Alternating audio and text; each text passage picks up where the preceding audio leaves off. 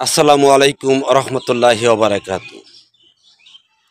এখন বলতে পারেন ওই সমস্ত বিষয় যদি নামাজ হয় তাহলে আল্লাহর নামাজ কোনটা?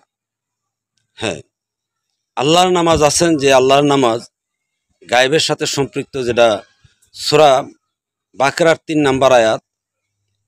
আর তার জন্য ধরতে গেলে বুঝতে গেলে সূরা বাকরার ১৮৬ নাম্বার আয়াতে দেখতে হবে আল্লাহ আপনাকে ডাকে, যাকে আপনারা আজান বলেন।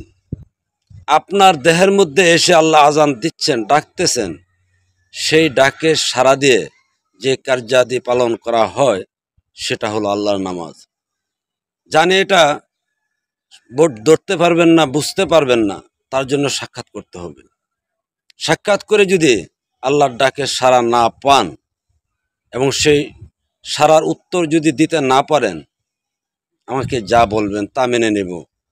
এক, দ্বিতীয়ত এমন কেউ এসে যদি দেখা করে যদি আল্লাহর ডাক না পান এবং আল্লাহর ডাকে সাড়া যদি দিতে না পারেন, আপনি যদি ফেসবুকও কমেন্ট করে বলতে পারেন যে আপনার কাছে গিয়ে আমি সেই সাড়া পাইনি, আর কোনোদিন ফেসবুকে আপনাদের সাথে কথা বলতে আসবো না। আর সেই গায়েবী নির্দেশ পালন করা, সেটাই হলো আল্লাহর নামাজ।